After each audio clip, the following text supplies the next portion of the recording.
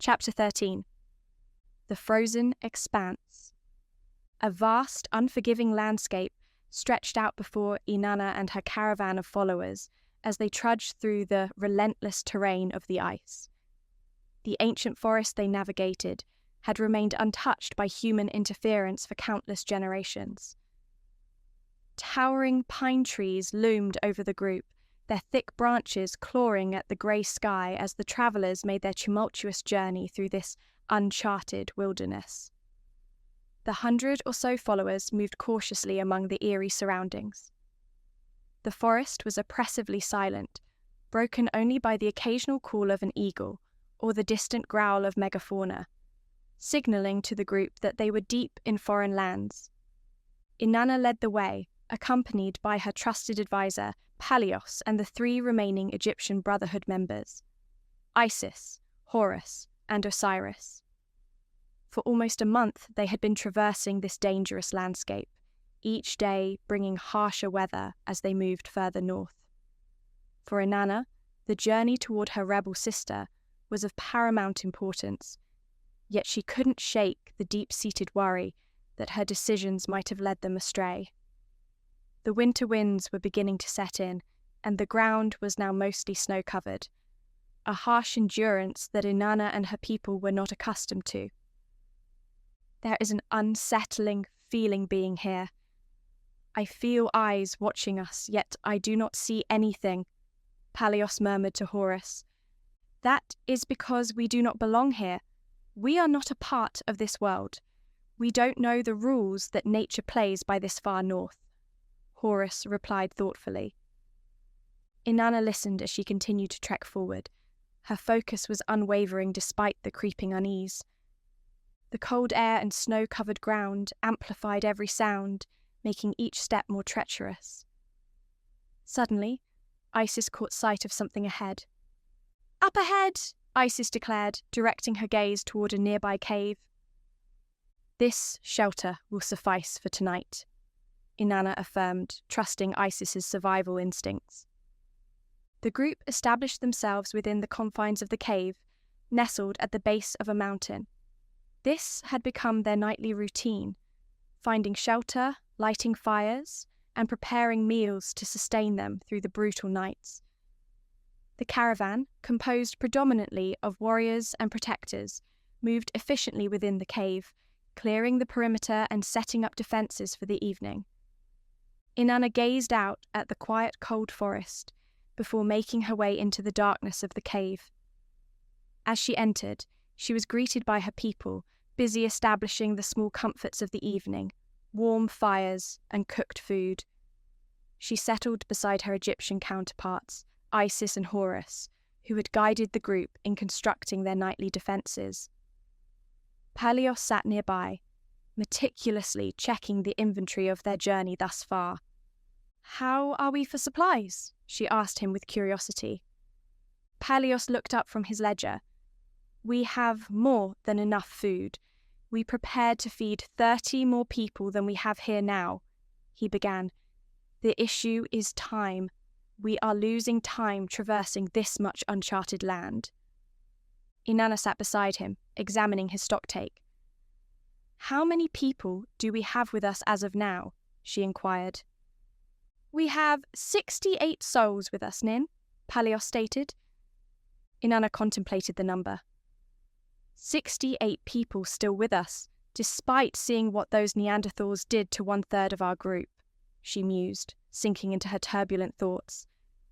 "We accounted for these losses when we left Uruk. It is terrible to lose anyone. We are fortunate to have this many people dedicated to protecting Sumer," Palios mused, hoping to uplift Inanna's spirits. Inanna lost herself in her own train of thought, watching her people gather around fires and make the most of their time away from home. Palios noticed her contemplative silence and interjected, "You're doing well, Nin. You cannot save everyone. These people are here to protect you, to protect Sumer, and to protect our world. This mission is more important to them than their own lives." "I assure you, the people who died felt the same. Ereshkigal has the knowledge and insight to cause tens of thousands to die if she wishes. We must stop her. We are doing the right thing by coming here." Inanna acknowledged Peleos's words, clutching her grandmother's locket as a reminder of her purpose. Moments of quiet reflection passed before she gathered her thoughts and steadied herself. "How much longer will this journey take? Be honest with me," she asserted, knowing Peleos would be blunt despite the potentially dire news. "Some months, Nin. This terrain is barely charted, and due to the changing climate of this region, it is almost impossible to rely on older maps," he stated. Processing his response, Inanna offered a sincere smile. "Thank you, Peleos. I appreciate how much you have helped me, and how much you helped my grandmother before me. Uruk and Sumer are fortunate to have you." "I serve humanity, Nin. Your grandmother was instrumental in guiding the world toward a better future, just as I believe you are capable of doing yourself," Peleos replied with unwavering resolve. A sudden rumble interrupted their heartfelt moment. Inanna turned to see a rock collapse from the cave's roof, crushing the ground beneath it. People turned in shock as the loud impact echoed through the passageway. Peleos sprang to his feet, positioning himself in front of Inanna to shield her from the falling debris. As more rocks tumbled down, a thin stream of water began to flow from the cave's rooftop, drawing the attention of Inanna's followers. The 3 Brotherhood members reacted swiftly. "Get back!" Isis shouted. Horus gathered his weapons, and Osiris swiftly followed. As people scrambled to safety, additional rocks burst down, and the small stream of water rapidly grew, forcing the occupants to move toward the cave's entrance. The freezing water flowed from the back of the cave toward Inanna and her people, who were nestled near the front, the only exit from the rocky shelter.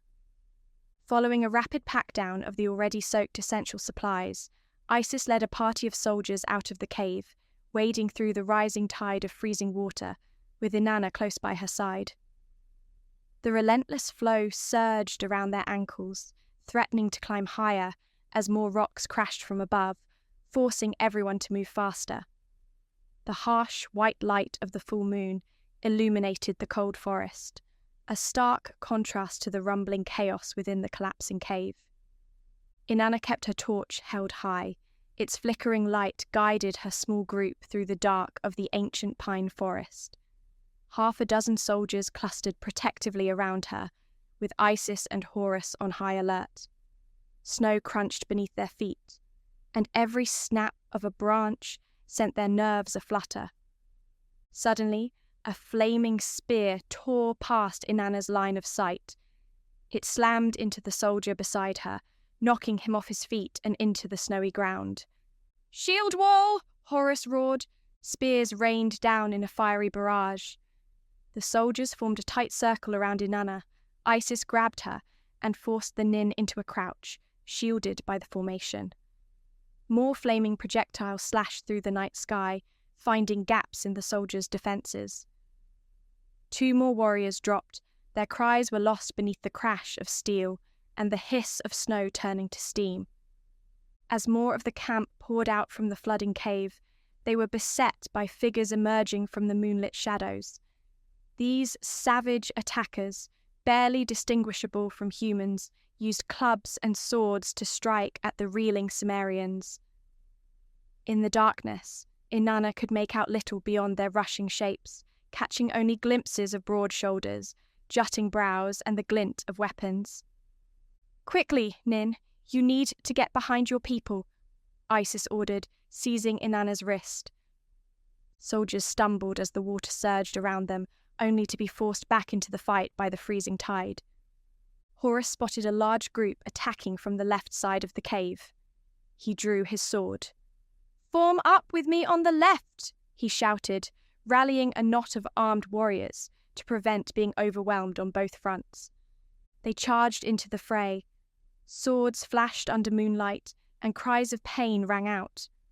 Horus dispatched 2 of the Neanderthals in rapid succession, his blade finding vulnerable spots beneath their furs. The nearby soldiers, emboldened by his skill, fought in a savage melee of steel and desperation. Blood stained the virgin snow, limbs and bodies littered the ground as defenders and attackers struggled with equal ferocity. "This was an ambush," Peleus growled, gripping his weapon tight. Inanna looked anxiously from the water to the surrounding forest. "We can't stay here. We'll freeze in this flood." "We will have to fight," Inanna said. Her voice was tremulous yet resolute. She gripped the hilt of her sword, fully prepared to defend her people. Peleus placed a steadying hand on her shoulder. "Nin, your safety is paramount. Let the Brotherhood handle this," he said firmly. Reluctance flickered across Inanna's features. She was no stranger to conflict, but it was usually conflict she could control. Finally, she nodded, stepping back as Isis and Osiris guided her behind a defensive line of soldiers. Even so, Inanna refused to stand idle as her people fell before her eyes. Sword in hand, she remained guarded, yet ready. At the cave's entrance, Horus and his squad had cleared most of the left flank. Shouts and metallic clashes echoed beneath the pine canopy. Horus stole a glance at the ongoing struggle, confirming that most of the attackers were being pushed back when a sudden movement above drew his attention. "Above!" he bellows. 3 Neanderthals perched on the cliff overhead, hurling thick, cylindrical objects down onto the battlefield. Each makeshift grenade smashed into the ground with a dull thump before exploding, sending debris in all directions.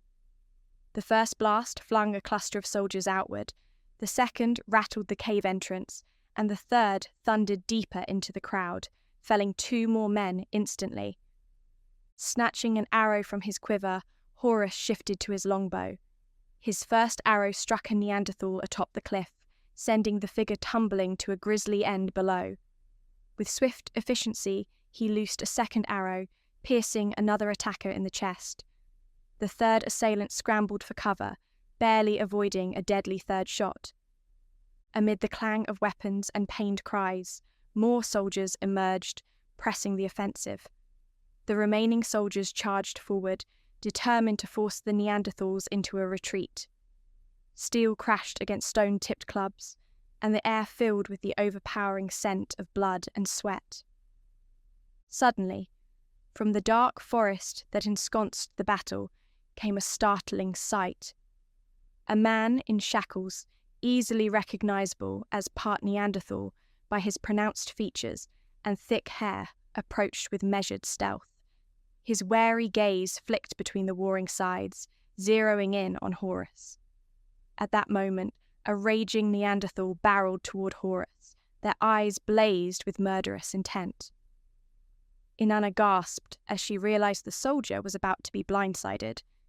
In a single fluid motion, the chained man lunged forward, looping the iron bindings around the Neanderthal's neck.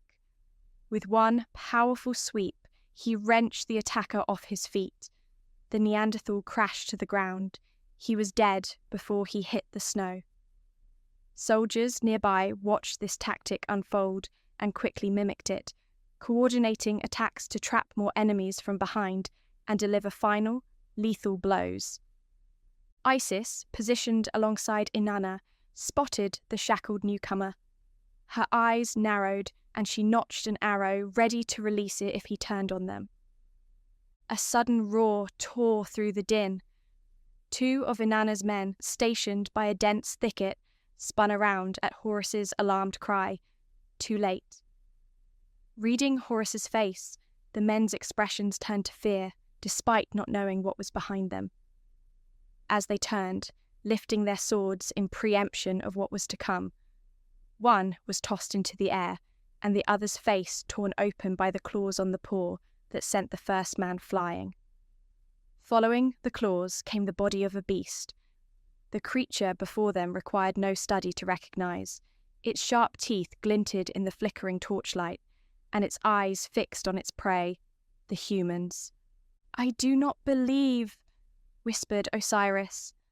"A saber-toothed tiger," Isis murmured. It was not the presence of the beast that shocked the well-travelled pair. "They control it," muttered Osiris, watching as the tiger turned towards another soldier, striking them with swift, lethal agility. It stood tall on thick limbs, a leather harness fastened around its muscular torso. Fear rippled through Inanna's people.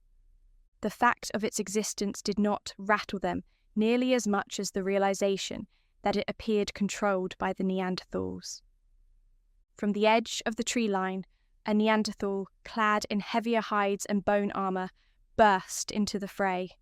Scars lined his body, marking him as a dangerous foe. He fought with brutal force, scattering soldiers with wide arcs of his weapon. Horus rushed in, determined to halt the carnage, and the two clashed in a dance of desperate blows. Neither aimed for glory. Survival was the only objective in their fierce struggle. Near the center of the battlefield, the saber-tooth wreaked havoc. Yet, as more soldiers regrouped and began coordinating their attacks, utilizing spears and arrows to wound the beast, the tide slowly shifted. Already battered by the defenders, the saber-tooth let out a furious yowl, with blood glistening on its flank. Recognizing his ambush was faltering, the scarred leader roared a guttural command. The saber-tooth sprang to his side, snarling at the advancing soldiers. Wounded, but not beaten, the creature tensed its muscles as some of the Neanderthals retreated. It too then slipped into the shadows of the forest. The Neanderthals had lost too many warriors to press on.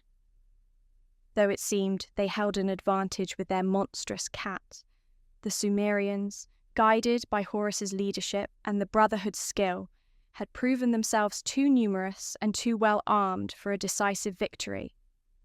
Amid the scattered remnants of battle, the shackled man had turned on his own people until one final Neanderthal stormed in to end him. Their words were a torrent of an alien language Inanna couldn't follow. As the Neanderthal raised his blade, the chained man whipped his fetters around to parry. Sumerian soldiers closed in on the last pockets of resistance, finishing off the stragglers. A sudden blow knocked Horus to the ground, the Neanderthal pivoting to deliver a killing strike until an arrow zipped across the moonlit clearing, courtesy of Isis. It lodged in the attacker's skull, sending him toppling into the bloody snow. The shackled man recovered swiftly, scooping the fallen Neanderthal's weapon, and drove the blade through another wounded enemy. At last, the final Neanderthals lay defeated or fleeing, and the gruesome clangor of battle faded into the whistle of the northern wind. Bodies from both sides littered the trampled snow. Splashes of red stained the ghostly white surface. Inanna surveyed the devastation, her breath caught at the realization that nearly half of her people lay dead or dying. A few of the surviving soldiers secured the perimeter, but it was clear they couldn't linger. Horus approached Inanna and Isis, his clothes soaked with blood that was not his own. One of them escaped my arrow and fled up the cliffside. The area's not entirely secure. Osiris charged over, weapon in hand. "We need to move, Nin. There could be more out there." Isis's gaze flicked to the stranger in chains, now standing with two soldiers flanking him. "Who is he?" she demanded. "He helped fight," Horus explained, steadying himself. "Cut down at least one or two of his own." Inanna stepped forward, her eyes locking on the man's.